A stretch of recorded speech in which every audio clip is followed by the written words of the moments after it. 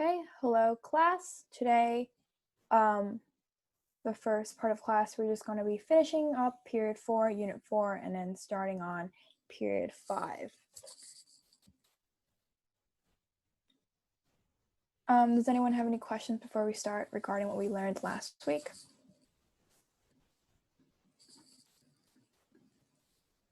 If you ever do have any questions, you can always ask in the chat, or you can raise your hand using the button. So let's see. Yeah. So period 4. So what really ends period 4 is the, revival of a lot of like reformism movements or like religious movements. So one of them that was really important was the Second Great Awakening. So we learned about the First Great Awakening before the American Revolution, where we mentioned how it was like an emotional revival, how religion became much more involved with your spiritual feelings and your people's like emotions. Second Great Awakening is kind of similar.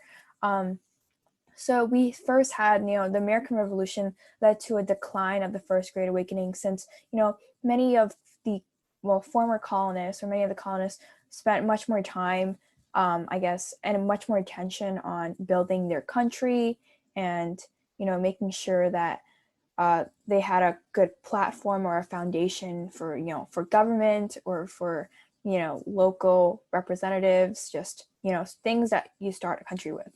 So the Second Great Awakening had a belief in optimism and the possibility of improving one's life and addressing social issues.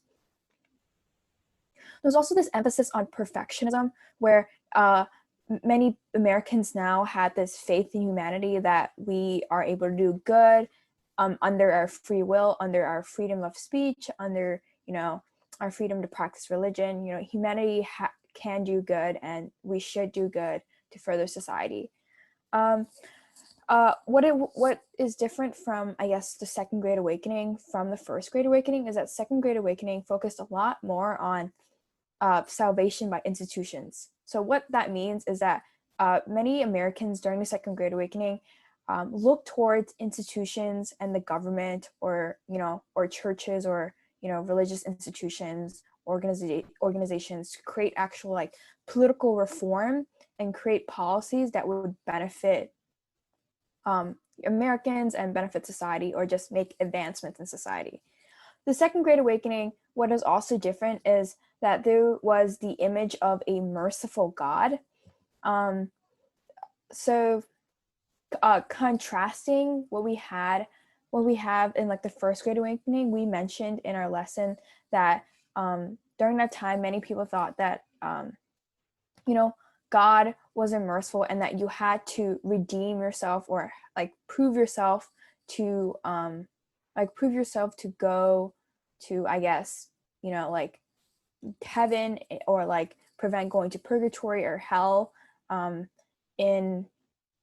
during that time. But then the Second Great Awakening, since there was a merciful God, you can, through your actions and through actually promoting policies, and just joining these, what we see here, like these camps, and joining these revivals, you can actually prove yourself to be the person that is, advancing society, or doing good under your use of your free will, or your freedom of speech, or just your freedom and your liberties.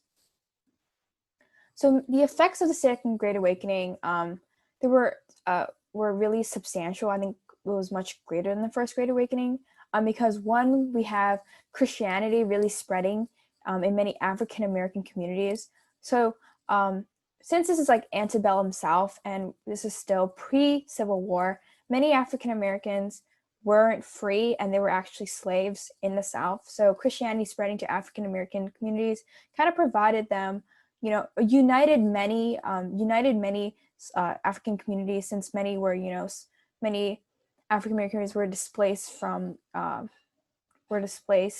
and they were taken away from their families. So there was a kind of blend of culture, and Christianity really kind of brought them together under a religion. There was also an increase of distinctive churches. So the most the most substantial increase was between Black and white Methodist churches.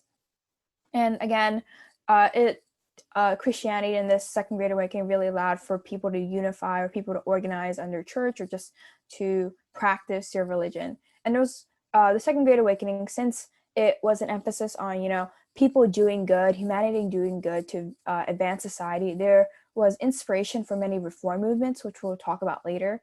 So examples include education, or women's rights, or even temperance, or even crusades against slavery. There was a lot of reform movements and this sentiments of reformism. There was also an increased involvement of churches in people's lives, because after the American Revolution, the idea of like religion and like going to church every day, or going to church every Sunday, and like doing all these rituals and all these I guess practices, was kind of very like I would say like it wasn't encouraged, but like there wasn't a lot of like people supporting this anymore. So this really increased involvement of churches and brought people, brought religion back into like a lot of people's lives, or like the importance of religion.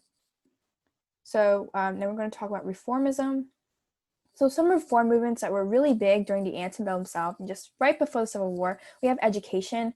I listed here two people that I thought were like really important in, improving education, improving our education system. We have first Horace Mann. He made great improvements to the public school system. So for those who are in public schools right now, he was a really key figure in creating longer school years, higher pay for teachers, a national curriculum, making sure that every child, at least, every child or had access to public school and had access to an education.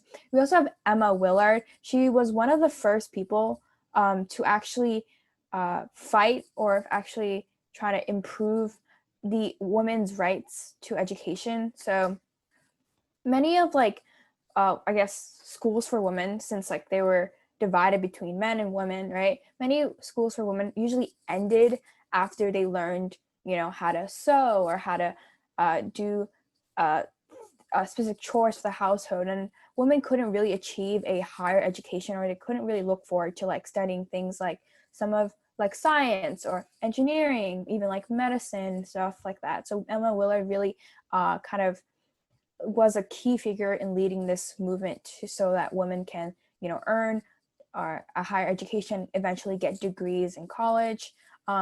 She established the Troy Female Seminary. That was one of the first kind of like, you can call it like colleges, or just like after primary and like, or after what they would consider primary school, for women to achieve actually higher education. There was also improvement in conditions. So Dorothea Dix, she led the crusade, and crusade means just like she was just a key leader in creating improvements for in sanitation for many mental asylums, hospitals, and jails. And this is incredibly important because, many of these institutions back then, they were really unsanitary. They weren't regulated, and there were bad conditions for many people that were living in, whether it's hospitals, mental asylums, or jails. So she really led this crusade to saying like, hey, like, even though, these people have certain disabilities, you shouldn't exclude them. They shouldn't be an outcast. And in fact, us as a society, we should, include them and make sure that they're living the same standard. They're living by the same standards that, we are. So she really led like that movement. We also have the temperance movement. You'll see this movement again. So the temperance movement was a movement that was against alcohol. Said that many women participated in it. Many women saying that like alcohol was bad for several reasons. Many of the arguments lie in between that, like the thing was, many like women who drank alcohol were frowned upon, or like it was they were not encouraged to drink alcohol. So many people who did drink alcohol were men. So many women argue that men drinking alcohol leads to them being more violent in households. It leads to them creating a kind of like unsafe space for their children, especially during this time. There are a lot of incidents of like men drinking alcohol and like promoting violence or abusing their wives were really prevalent. in many news sources during this time. So many women said, men shouldn't drink alcohol because it's immoral, and men should focus, after their job, focus on, taking care of their children, or just like being the father for their children. Alongside these reform movements, we also have a increased emphasis on abolitionism and anti-slavery kind of groups. So first, we have the establishment of the American Colonization Society. So American Colonization Society, their goal was to actually abolish slavery and return all the freed slaves, or return all the African Americans or Africans that were brought to America back to Africa. So because they had this goal, they founded the colony of Liberia in the African continent. And although they had, it was like a good goal, or like they had the right mindset, it failed because it was like physically impossible to bring back 4 million slaves or 4 million Africans back to this small colony of Liberia, since they were, and also the fact that African Americans were just spread out all over the, I guess America is a country now, like spread over, America. So it was really hard. Also, the idea of, slave owners or Southerners just all of a sudden like letting their slaves or letting their free form of labor go was really impossible and like non-feasible. We also have two people that kind of, I think, led the abolition movement. In the antebellum stuff, we have first Frederick Douglass. I'm pretty sure many have heard of him. Frederick Douglass, he's really well known for being a really good writer. He's a great speaker. He wrote many books. I put one book here, The Narrative of the Life of Frederick Douglass, an American Slave. He was very prominent, and he was a really key figure in leading the abolition movement, and just, and also promoting the idea that, African Americans should be free and they should have the same rights or equal rights as their fellow counterpart, like white Americans. He also established the North Star, which is a, I guess newspaper publication or newspaper. So that was also really good to inspire many people to join the cause. We also have William Lloyd Garrison. Unlike Frederick Douglass, he was a radical abolitionist, which meant that he rejected any compromise of institutions. So many considered him, would you say, like a early, anarchist, in that he felt that the state, or like the Constitution, was just bad in general, and the state was founded on, the bodies of Black people and slaves. And he felt that, equal rights and rights for African Americans could not exist alongside a state that is always producing institutional racism or supporting institutional racism. So he felt that we should reject any compromise of institutions. We can kind of like overthrow the government and live in communities where African Americans can thrive and support each other. He also founded the American Anti-Slavery Society in 1833, where many people joined. Many followed his sentiments of being a radical abolitionist and just promoting anti-slavery. We also have kind of this crusade for women's rights, in addition to slavery and also other reforms. So, I guess you're wondering like why now? Because we learned back when we talked about post-American Revolution, there's this thing called the, Republican motherhood. It's like these ideals that women were mothers and they were key figures to teach their kids, both sons and daughters, how to be moral citizens, so that they can join society and they can be part of political sphere or the domestic sphere. So that kind of, I would say, like transformed into new ideals for what is called the cult of domesticity, or the cult of true womanhood, obviously it wasn't really a cult, but it's just this set of ideals that like many women and many, you know, members of the society lived by. So there was ideals of, you know, ideas that like women were mothers. We have that same connection. They were nurturers and they were moral characters. Under the cult of this domesticity, we also have what was called a separation of spheres. So this idea that women can only be part of the domestic sphere, they could only stay at home. And if they were to ever enter the political sphere, that would be bad because they would be morally corrupted by politics and they could not handle that. So only men were fit for the political sphere. The Code of Domesticity also said that women needed to be passive, they needed to be submissive because that allowed them, you know, because obviously like, you know, the men were mostly important in like the family household, and that women were there to support men and their sons that would become, you know, men and that would go into the political sphere. And there was also many women were really, I guess, angry at the fact that women couldn't vote. And this issue of like women voting stems back really, has like stemmed back from, you know, pre-American Revolution as well, the idea that, you know, women should vote. We had, you know, Abigail Adams during the American Revolution or during John Adams' presidency saying, you know, women should have the same rights. So this idea of that women should vote and they should have some equal rights, or they should have some equal rights or just like equal rights in general, was really important and was exemplified during this period. We also have the Industrial Revolution. We spoke about this last time.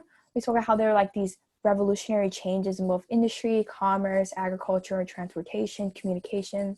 So, and we also spoke about the market revolution. So the Industrial Revolution and market revolution encouraged a division of home and work. So that furthered, you know, prevented women from ever entering the political sphere. Obviously, this idea of, you know, division of home and work were only afforded to, I would say, middle class, upper middle class, or maybe upper class white women, you know, African American slaves who were women, you know, couldn't access this idea of like this call to domesticity to take care of their children, because most of the time their children would be separated. People that were poor, or people, or that many of those that were, you know, working in farms were like, they had to, or many daughters that were working farms had to also, you know, they couldn't uphold this as well because they had to work in their farms. Others, like poor women who didn't really have, like couldn't stay at home because they had to, you know, work for their family, had to provide an income. They couldn't access this as well. So this code of domesticity only kind of was like, it was only kind of for like upper middle class women or upper class women. So what started this kind of, I guess, crusade was the Seneca Falls Convention in July 19th, 1848. It was this organization, or like this unification of like women who came together and stated that they stated that they needed rights, and they wrote out their grievances, and they made a resolution. So what is most famous, the document, is the Declaration of Sentiments and Resolutions, where women wrote down like the rights that they wanted. So many of this included rights to education, voting rights, divorce rights, custody rights to their children if they were ever divorced, because during this time it was very hard for a woman to be divorced, and for some states it was almost illegal. So the two key figures of this, as Seneca Falls mentioned, and usually the women's rights movement, was Elizabeth Cady Stanton and Lucretia Mott. What is also interesting about the women's rights movement, and I guess the abolition movement, is that they were often interconnected, as women dedicated themselves to the abolitionist movement as well as the equal rights movement. It was often, you know, hand in hand, where, you know, these women would also say that, you know, African Americans deserved rights and women also deserve rights. And we see this kind of interesting, I guess, connection between them that would turn you know, we're going to learn this later in like later periods, how it almost became kind of this like race, this race to see who would, you know, get certain rights first, right? While women did support them in the beginning and how they were interconnected, as you know, as like time passed and as like reform started to be passing, it was almost this kind of race to see like whether or not women would get these equal rights first, or whether it was African Americans. And then it often, you know, many times these two groups, in later periods and later reform periods, often pitted themselves against each other. And we're going to talk about that kind of like distinction and how that was different and what really caused, you know, this separation of these two movements. So these are, you know, what the Declaration of Sentiments that was written during this time, and it's people that attended. So what's very interesting is that you would actually see, I don't know if anyone would see, but I will post later, you would actually see Frederick Douglass's name as one of the men that did come to the Seneca Falls Convention. So again, we see this, you know, interconnectedness or overlapping people that both supported women's rights and also supported you know, anti-slavery and abolition. Right, next.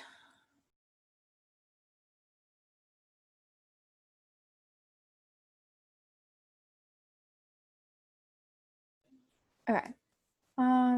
Wait, let me just answer. I have see some people in the chat there wanted to answer more questions. Someone asked, why are there way more women than men? I think obviously, you know, the idea of, you know, women's rights and women fighting for their rights obviously were more popular amongst women. So, and many men still, you know, believe that women shouldn't be in the political sphere and that they should stay at home and they should take care of their children. Obviously, it was much more popular amongst women. What changed this perspective later on? The changing of perspective of what? The idea of like separation between like the abolition movement and women's rights movement. I guess that change of perspective or this like separation of those two movements came, I would talk about this before, but it came from the idea that like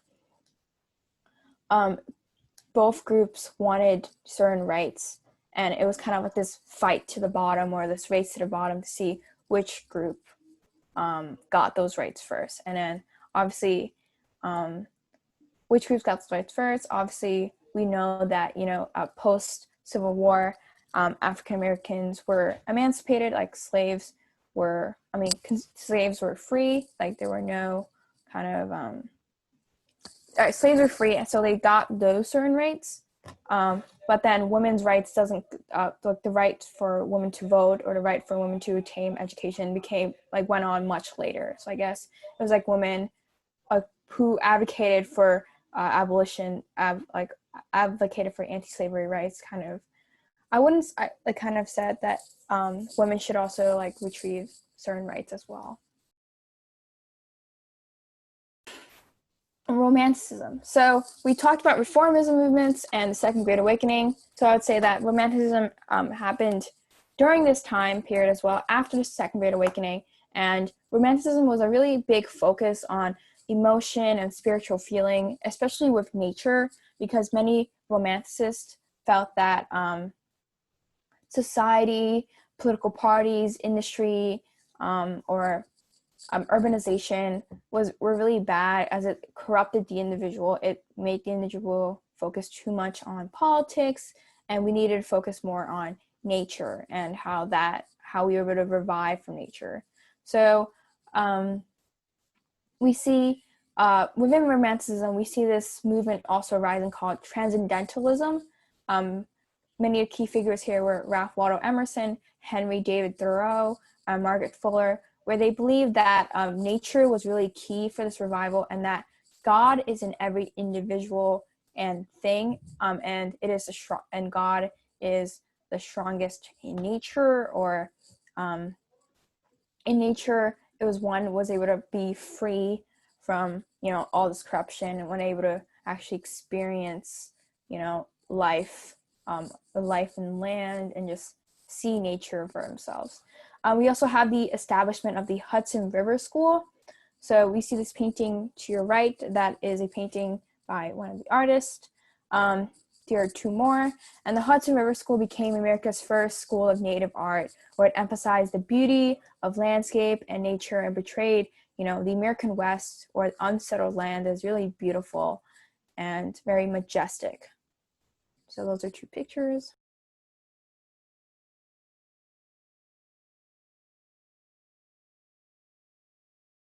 Okay, now we're going to move on to period 5. Oh, I have a question.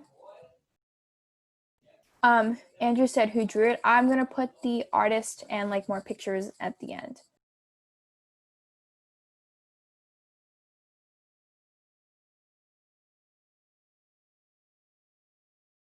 So period 5, we're going to be mostly learning about the Civil War and territory expansion that led to, disunion and led to the Civil War. So the first thing that I think was really important was the Texas Rebellion, or the Rebellion of Texas. So I guess I have these 4 bullet points of this chronology of events. One is that Texas was once Spain's and then became Mexico's, because Spain decided that Mexico could, because since Spain was a European power that was, their power was depleting, their resources were depleting, so they decided to afford Texas to Mexico. And 2, in order to populate the land, Mexico offered generous land grants and loans to many Americans.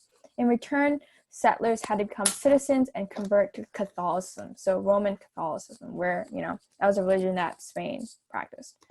So seeing that many Americans were populating the land, Mexico said that slaves could no longer be brought into Mexico and that Americans could no longer settle there. Obviously, this angered many, I guess, people living in Texas, or many American settlers, because slaves, we talked about this before, slaves are really important to grow certain crops. We mentioned the growing of cotton, we mentioned wheat, we mentioned indigo, we mentioned a lot of crops that were really important, especially cotton, since it was in high demand for both Britain and France.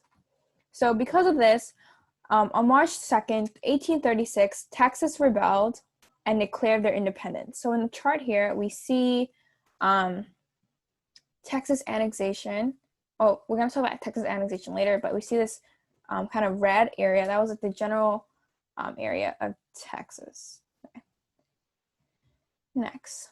So Texas became from what is called the Lone Star, because since Texas was declared to be independent, however, it was not annexed by the United States, which meant that it was not considered part of the United States yet. So why? Because the United States refrained from annexing Texas, because adding Texas into its collection of states meant that there would be an imbalance of free and slave states. And we know from the last lesson that this balance of free versus slave states were really important, because both the North and the South wanted an equal amount of free and slave states, which meant that they had a somewhat equal amount of representatives in Congress. And representatives in Congress were really important because, your number of representatives, or the number of representatives in each kind of whether it's represented North or South, were important to pass certain policies that went through. So let's say you have more Southern representatives, and then you have this North, a policy that the Northerners really supported, and they were really good. The Southerners, since they have more representatives, the policy that that is supported by the Northerners and not supported by the Southerners were more likely, most likely not get passed. So that's why they wanted kind of this a really good balance of free and slave states. Others said that we shouldn't annex Texas because this might mean that we will have a war with Mexico, and we don't want a war with Mexico because obviously, casualties, waste of resources, we don't want any of that. So President Andrew Jackson postponed the annexation in fear that obviously this dispute would cause a war with Mexico, or this dispute from annexing Texas and creating an imbalance of free and slave states would cause Vice President Martin Van Buren his presidency. So we all know that after Andrew Jackson, Martin Van Buren became president, and he's very known for the Trail of Tears. So that's why he postponed annexing Texas and putting Texas in America. So we also have what is called the Oregon. Since it wasn't like technically the Oregon state, it was called the Oregon Country. So on March 1st, 1845, Congress signed a resolution approving of Texas annexation. So it was signed when James K. Polk became president. So President James K. Polk is very known for his enforcement of manifest destiny. Does anyone know what, I guess, manifest destiny means, or what it or what many people thought, why it was right, or why people expanded west? I don't know your name, but it's that anime kid. That's your name.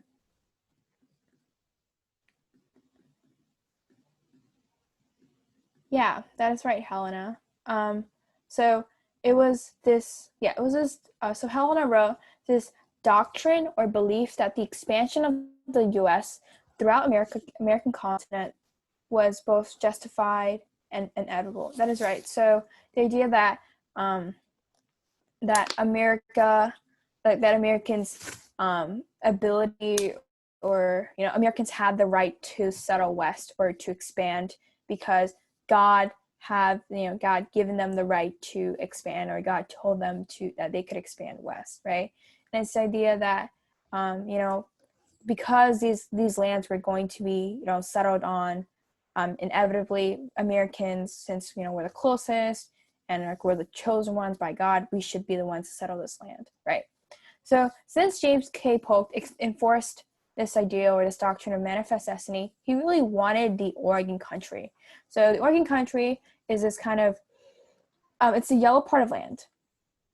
Considering also yellow part of land, and also a little bit part of British Canada, and he really wanted the Oregon Country to be America's, or to be ours.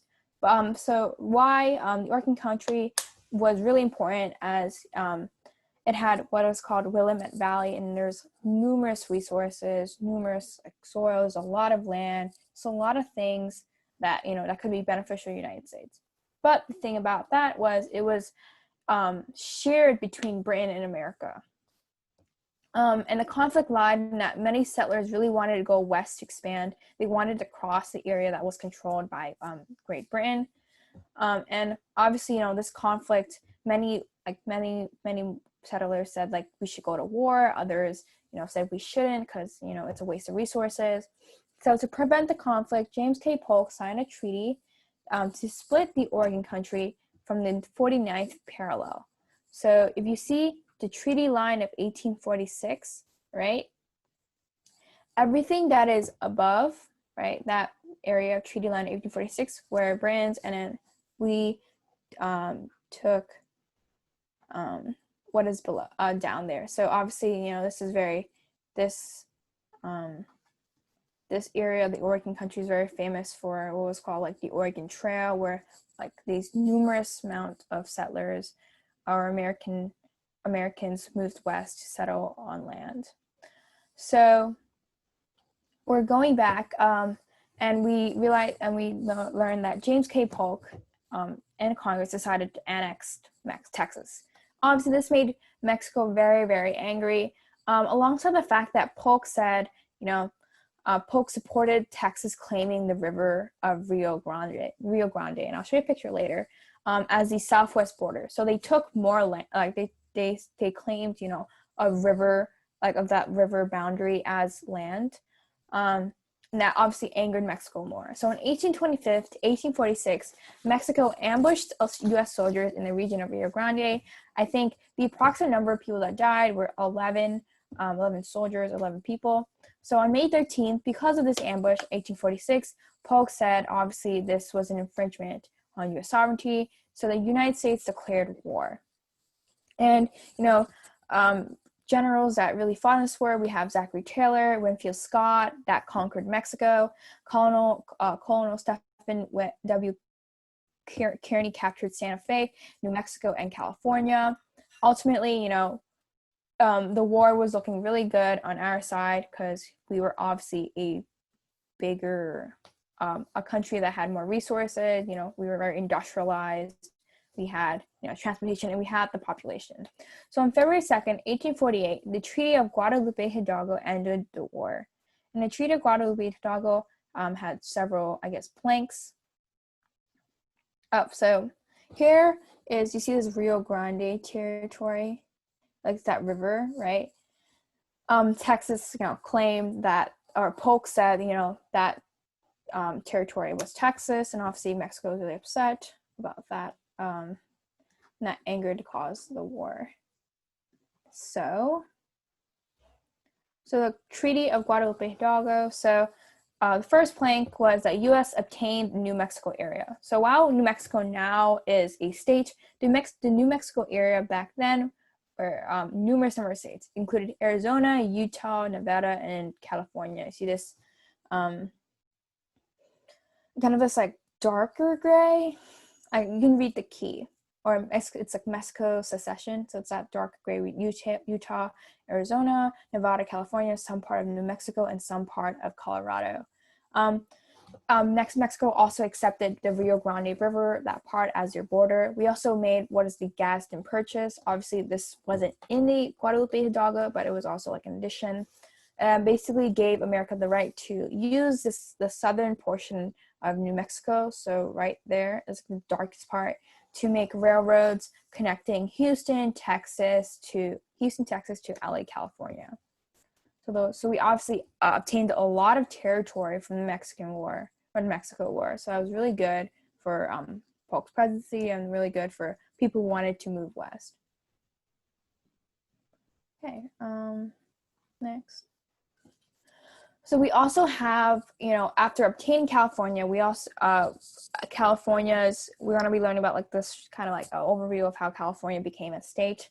So on January 24th, 1848, James Marshall found gold, or he struck gold in California. And this, the striking of gold, caused large groups of people to swarm to California. So groups of people from the East Coast went to the West Coast, and San Francisco became a booming city where many people, in addition, just like to Americans, many immigrants, for example, a lot of Chinese immigrants, a lot of like immigrants, Asian immigrants, and like other immigrants from European countries came to, California, San Francisco, in search for gold and in search to get to be rich. So this kind of like attention in California, or this kind of increase in population, caused California to draw up a constitution asking Congress to admit them as a free state. And obviously, what we talked about before, this drew up the conflict of the spread of slavery, right? So if a California admits as a free state, there would be obviously an imbalance of slates, and as we explained before, representatives, and it got the North angry, got the South angry. Because Southern leaders were also scared, especially for California, since it's such a big state, and it had like a great population, that the North would get more votes and more representatives in Congress. So Henry Clay in 1850, he made a compromise in order to admit California as a free state. So the things that were in the compromise of 1850 said, the rest of the ceded New Mexico territory would not have any restrictions regarding slavery. So if any of the New Mexico territory, so the states of Arizona, Nevada, part of California, Colorado, and other territory, other states, if they, wanted to have slavery, permit slavery to be legal, the federal government or the U.S. would not have any say in that. He also said the U.S. had to pay Texas debt for being, for having Texas stay independent. So I think it was around $10 million a debt the U.S. had to pay Texas. The Compromise of 1850 also abolished the slave trade in Washington, D.C., so like the District of Columbia, but not slavery in general in the District of Columbia. So it just abolished the slave trade. And the Fugitive Slave Law was passed. So the Fugitive Slave Law, this created, great controversy, because the Fugitive Slave Law basically said that if slaves were, were escaped and they were now living in a free state, they had people had the ability, or the state had the ability, or the government had the ability to return the slaves to their owners despite them living in a free state.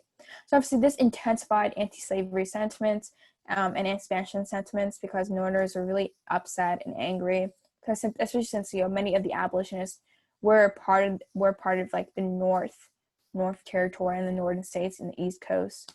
It also meant that, many free slaves were forced down to go to the South. Many were actually kidnapped and wrongfully accused, and they had to go to the South, and they had to be, taken part of slavery.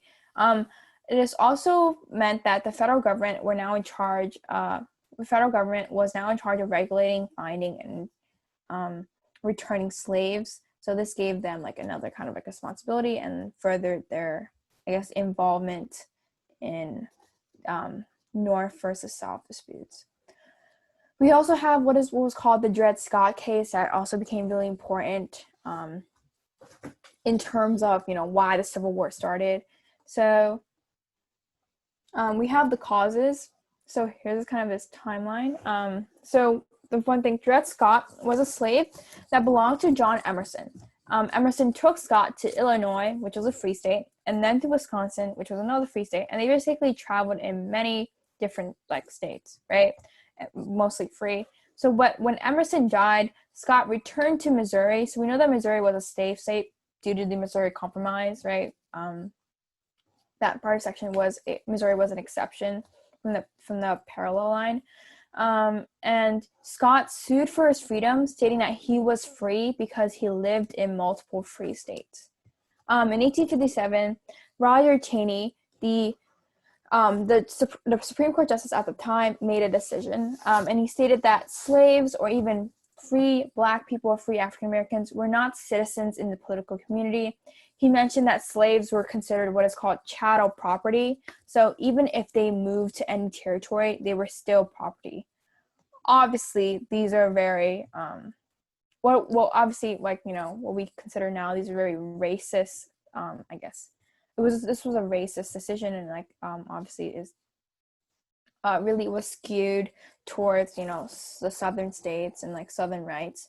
The consequences of this case, it meant that the Missouri Compromise was invalidated, because Missouri Compromise said that, certain states were free for free states, and certain states were, slave states. If slaves, or if African Americans, or even free African Americans were considered property, this meant that there was no need for this idea of free versus slave states, because all African Americans would be property.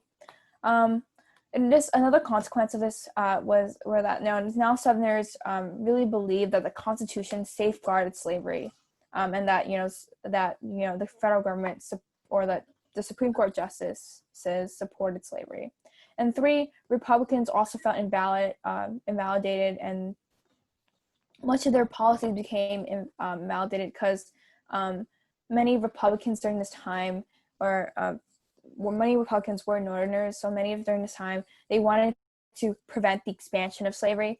But the thing is, if all African Americans were considered property, no matter where they are in the United States, this meant that much of their policies won't really make sense. This caused Republicans to double their efforts to win the presidency. They wanted to seat a Republican president at the White House, instead of someone that's from the Whig Party or someone from the Democratic Party, which we'll develop later. And there's obviously this increased sectional tensions between North and South, further divided, Northerners and Southerners, especially in this case. So here are more events that led to, I guess, the disunion and the road to civil war. So in 1859, we have what was called the John Brown's raid on Harper's Ferry. So it was very violent. It was obviously kind of I guess unification, or like this grouping of many freed African Americans and freed blacks alongside some other white Americans that joined in on this raid. Because this happened, John Brown was convicted of obviously there was murder, violence, and he believed and he died. He became what is called a martyr, an anti-slavery martyr. Basically, he became this figure that, because of his death, inspired more people and increased anti-slavery sentiments. He encouraged many Northerners to actually fight to prevent the expansion of slavery. In 1860, or in the election of 1860, Abraham Lincoln won the election against Zachary Taylor, the general that fought during the Mexico War, and other, I guess, candidates. And then Lincoln also, it stated in his campaigns and stated in his many of the Lincoln versus Douglas debates, he opposed the expansion of slavery. So many Southerners or Southern states felt discouraged and felt that Lincoln wouldn't wouldn't aid in their policies at all. He also rejected the Crittenden Compromise, which prompted many Southerners to secede from the Union.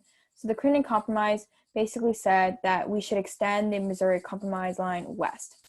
And since Lincoln rejected that, many Southerners were threatened, and they felt that Lincoln was a threat, and he wouldn't be beneficial to pass any of Southern policies regarding slavery. So we have what is called the Civil War. On March 4th, 1861, before Lincoln took president, 7 deep Southern states seceded. So the first one to secede was actually South Carolina. Many states soon followed. The Confederacy was founded with Jefferson Davis as president. In April 6, 1861, this attack on Fort Sumter was actually considered the first battle of the Civil War. So what the events happened where Lincoln told the South Carolina governor, that he intended to just supply, the Union garrison with food. He just wanted to supply, this fort with food. 6 days later, before the Union ships actually arrived, Confederate troops opened fire on Fort Sumter. They killed any people. They opened fire at this fort. So 1 day after the attack, Lincoln sent 75,000 men to subdue the rebellion. So the rebellion was subdued. This is considered the first battle of the Civil War. And what is also important to know about this battle or the Civil War is the idea of the border states, right? So if you see on the chart, we see that the border states are the ones with red and blue. The border states were states that included Delaware, Maryland, Kentucky, Missouri, where they all, slavery was permitted, right? But they didn't succeed to the Confederacy. They stayed in the Union. And many of these states, or states that did stay on these border states, were incredibly instrumental in the Union's victory and providing many of the Union's supplies. So we'll see that, Lincoln really took into consideration and were very cautious to prevent these states from seceding. So we have Civil War. We have the advantages and disadvantages between the North and the South. Obviously, North had many advantages. It had twice as much as railroads, nearly all the factories, a lot of industrialization, more population, had more resources, and had a better control of the Navy. They also had, the federal government and the Lincoln. Disadvantages, they didn't fight in their territory, and, many Northerners weren't really unified in their cause. They had to change hearts and minds, and rather than, just take the land. South, to win, the North had to invade the South, so they had a home field advantage, which meant that they knew the lands they were fighting on. And then they also had a lot of really good generals and a lot of military schools in the South. So General Lee, he was one of the really great military generals. They also had a strong morale. The disadvantages, obviously, they had a smaller population. They lacked transportation. They lacked industry, and it was just really hard for them. And also, in addition, you know, when the North is like invading South and they're attacking homeland, much of the southern infrastructure, much of like the southern crops and just like the land would be destroyed. So a really important battle was the Battle of Antietam, which became a victory for the Union after several defeats from General Lee's army. So this was the first battle after first victory by the Union after a string of defeats and after a string of Southern victories.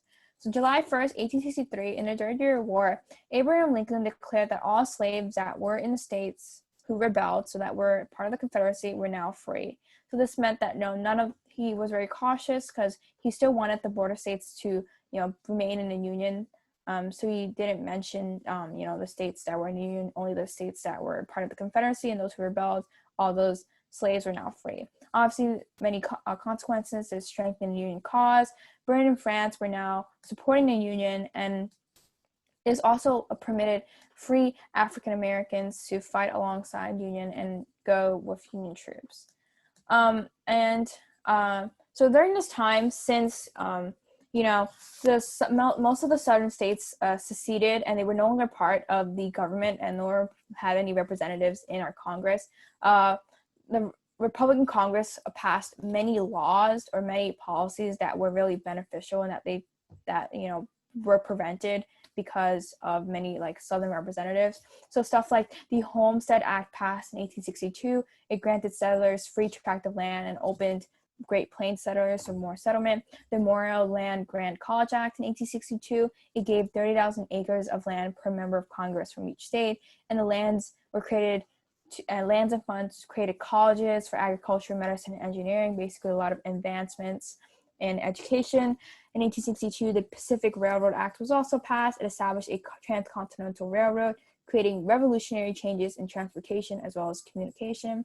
1863, we have the National Banking Act. It established a national bank for uniform currency. We know that, you know, back in Andrew Jackson or the Jackson era, there was actually a veto of a national bank. So we see this kind of establishment of a national bank that would really help to, you know, unify many of the unions, many just like banking infrastructure in general and just like currency. So other battles that were really important, we have the Battle of Vicksburg that stemmed from 1863 to July 1863. It was a Union victory, and it was actually Ulysses Grant. So Ulysses Grant, he became a general not until really late in the war. It was his first victory, and it gave him the reputation of being a really good and caring military leader. Grant was actually really known for caring for his troops and considering the feelings and like emotions of his troops. So that aided, you know, in Grant's reputation.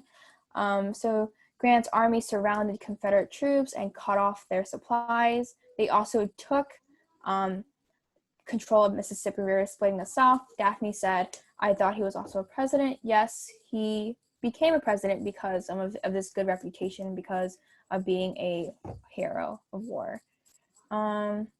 We also have the Battle of Gettysburg in July 1863. Another really important battle because this battle would be the final attempt of General Lee trying to invade North. But obviously he failed, and it was a Union victory. It became what is known as a turning point of the war because all the battles after this Battle of Gettysburg, the Confederate troops decided to remain in their home field and not try to invade the North and not trying to gain the upper advantage. So this gave the North, obviously, the advantage alongside the advantages they already had. And there was heavy casualties for this. We have around 51,000 injured or 51,000 casualties, around 7,786 dead. These are huge numbers right at war. Because of the Battle of Gettysburg, because of these like numerous number of casualties, Lincoln made what is called the Gettysburg Address on November 1863, where he had a ceremony memorial for those who died. His speech was incredibly powerful as it exemplified nationalism, patriotism, and encouraged many to continue fighting, encouraged many to just end the war as soon as possible, because during this time, many were also still discouraged. Many Northerners were discouraged because they totally thought the war would end much sooner than, than this, or how long they've been fighting. So his Gettysburg Address really motivated many to continue to fight the war and continue to support the Union soldiers, and to retrieve like a place of normalcy or peace. Yeah, Daniel said the Civil War was considered the most bloodiest war in American history. That is very true. Yeah, that is also right, Sean. That was actually a quote. So on April 9th, 1865, because due to lack of supplies, lack of troops, being severely outnumbered, General Lee surrendered as the Union forces captured the Confederate capital in Richmond, Virginia. So Lee surrendered to Grant at the I always get this word wrong, Appomattox Courthouse. This picture really shows, this kind of defeat of, the troops. We see, on the left side, we see people are very injured. They look tired, they look weak. And then on the right side, we see, obviously Ulysses Grant and like the flying of the American flag of like what was like the flag of like the Union. And it shows, his surrender. He's pointing his sword down. He's like severely outnumbered, and he just wants his war to end. So that ends the unit of the Civil War. Does anyone have any questions or interesting things you learned today? Next week we'll be talking about, post-Civil War and how a society was reconstructed, and what new South looked like, or like new policies looked like, and how despite, slavery ending, many African Americans still didn't get the rights or equal rights, and segregation actually existed, and was really great.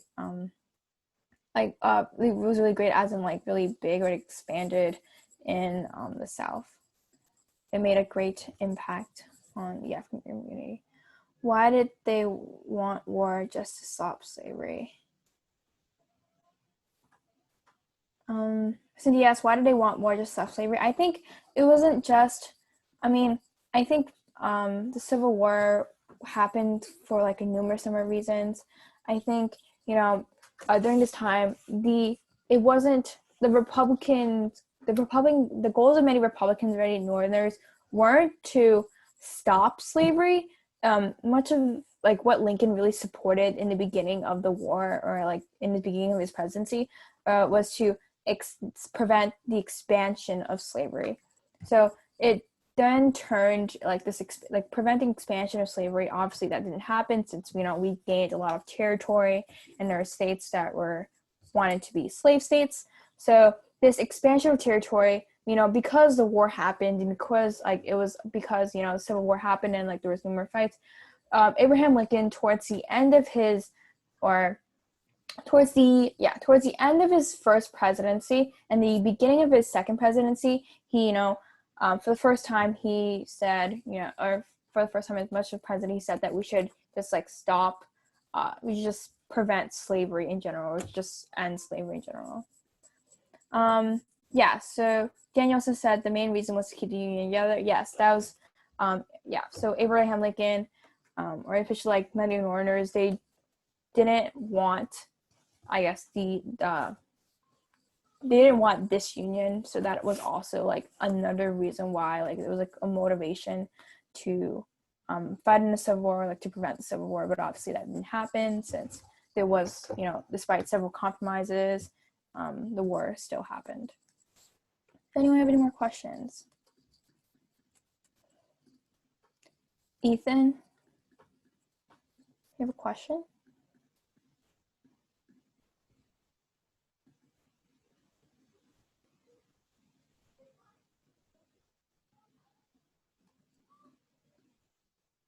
Did the slaves serve in the army too? Yeah, so after the Emancipation Proclamation, many African Americans that already freed slaves that were in the Confederate States served in the army.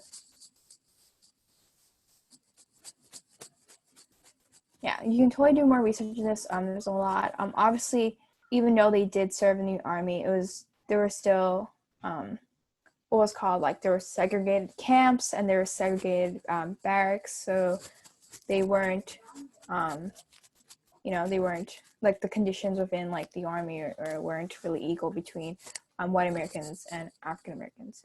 So if no one has any questions, we can leave. You can leave, and then I look forward to your next class.